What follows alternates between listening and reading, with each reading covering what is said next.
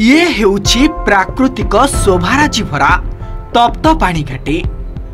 गंजाम गजपति सीमांत पहाड़ पाददेश रहिथिबा एही घाटी देई दिनकु हजार हजार जानवाहन चलाचल होइथाय। ए घाटी अंचल रे यात्रा करिबा जेतिकी मनोरम सेतिकी भयावह, कारण एही रास्ता रे जगी रहिथाय मृत्यु रूपी जम। सड़क दुर्घटनार मरण जंता बसाई दीर्घ दिन है 326 जातीय राजपथ जोटि तप्त पानी निकट में बारंबार दुर्घटना हेले सुधा विभिन्न प्रकार मोटरसाइकिल कथा कहतु, बस कथा कहतु, कार कथा कहतु, प्रत्येक दिन दुर्घटना होची आ धन हानि प्राण घटी जाउची, प्राण पलाउची। जो समय दुर्घटना घटुची से समय सरकार तत्परता देखा जाउची। ता परवर्ती स्टेज ना प्रशासन ना हमरा परिवहन संस्था ना विभिन्न संस्था जो माने कि या उपरे दृष्टि गोचर करिया तार आशु समाधान करिया कौन सी मध्य आउ ता उपरे दृष्टिपात करनांती, कर्णपात करनांती, स्थाणु पलटि जाउचंदी। एही घाटी रास्ता देई गजपति, रायगड़ा, कोरापुट, जयपुर सह गंजाम को प्रत्येक दिन यातायात करिथाय शह शह बस ट्रक। एही बाट देई जाउथुबा यात्री सबुबेले सुरक्षित भावे घाटी पार हेबा पई ईश्वर को स्मरण करंती, काहेकि ना समस्त यात्री जानते दुर्घटनार केंद्रबिंदु पालटिथिबा एही घाटी रास्ता रे सबुबेले अनेक समय रे छोट बड़ दुर्घटना घटी आउ बहु समय रे अनेक यात्रीक जीवन भी अकाल रे चली जाय थाए।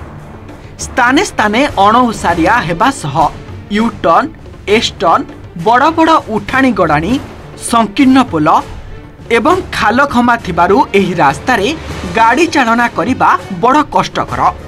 तेणु अनेक समय रे गाड़ी भारसाम्य हराई रास्ता कड़कू ओलटी पड़िबा फଳରେ एठी घटी थाए मर्मन्तुद दुर्घटना। ये संक्रांत रे आमे एनएच रो जेई को बारंबार फोन करिगिरी मोर आ सरपंच मिसिकी जनैली। जनला पर से मझे किसी डस्ट आनिक पकईदे जहाँकि 2-4 दिन भितर से डस्ट पाड़े उड़िकी चलीगला। बारंबार जनाया सत्वे जो एनएच वाला ताऊपर किसी ध्यान देलेनी। पांड्यान सार ग्रीभेन्स रे भी आम गोटे दरखास्त देइथिलु जे उक्त रास्ता कड़े बस स्टैंड ठारू गाँ शेष जाए गोटे ड्रेन करा जाऊ, किंतु अद्यावधि उक्त कार्य आरंभ हो पारनी किंबा हो पारनी। आशा करुच्ची सरकार एप्रति दृष्टि देवे और शीघ्र हो जहाद्वारा कि ये जो छोट बड़ दुर्घटना गुड़ाक होची सेथुरु अंततः रक्षा मिलिबो, लोक भी शांति रही पारे। जातीय राजपथ नामक मात्र बोर्ड लेखा जाइछि। रास्ता अति कदर्य हेबार लागिलानी दिनकु दिन।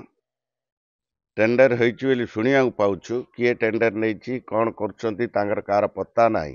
ए जो सरकारी कर्मचारी माने अछंती तांकर ऑफिस कोठी सेटा मध्य जनसाधारण जानि नाहंती, मु मध्य जानिनी आज पर्यंत।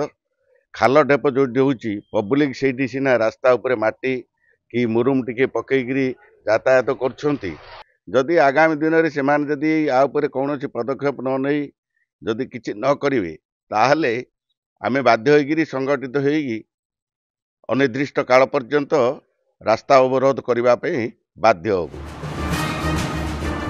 तप्तपाणी घाटी पर्यटन स्थलीर मान्यता पाइथिबारु एठी बढ़ुछि पर्यटकଙ୍କ संख्या।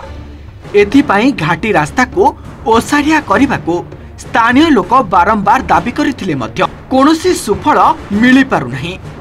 तथ्य अनुसार 2021 रे 17टी दुर्घटना घटी 12 जनक मृत्यु होइतिबा बेले 2022 रे 19टी दुर्घटना रे 10 जन, 2023 रे 25टी दुर्घटना रे 12 जनक जीवन चली जाइथिला एवं एकाधिक लोक जीवन मरण सह संघर्ष करुछन्ति। तथापि एहार समाधान दिगरे जिला प्रशासन और परिवहन विभाग पदक्षेप नेउनाहंती। जदि आगामी दिन में परिवहन विभाग एवं जिला प्रशासन सठिक पदक्षेप न निए तेबे राजरास्ता को ओह्लाइबे बोली साधारण लोके कहिसंती। घाटीटा तो दुर्घटना प्रवण जगहटा एटा भी ब्लैक स्पॉट रे अंतर्भुक्त कराई। आपको रेक्टिफिकेशन करने ऑलरेडी रोड इंजीनियरिंग मान कहुई डिपार्टमेंट को से काम कर जेहेतु जगह बहुत तीक्ष्ण उंचा अच्छी सेटा रोड इंजीनियरिंग माना रेक्टिफाई कले दुर्घटना रोक जातीय राजपथ 326 रे रही अनेक विपदपूर्ण ब्रिज और रही अण ओसारिया रास्ता केउठी खाल खमात केउठी विपदपूर्ण रास्ता जहाँ को नहीं बारंबार घटुची दुर्घटना। तेबे एही दुर्घटना रोकिबारे केबे एनएचआई सहायक हबो और रास्ता मरामती करिवो ताकू ही अपेक्षा। दिगपहंडू सत्यनारायण पाढ़ी, ओटीवी।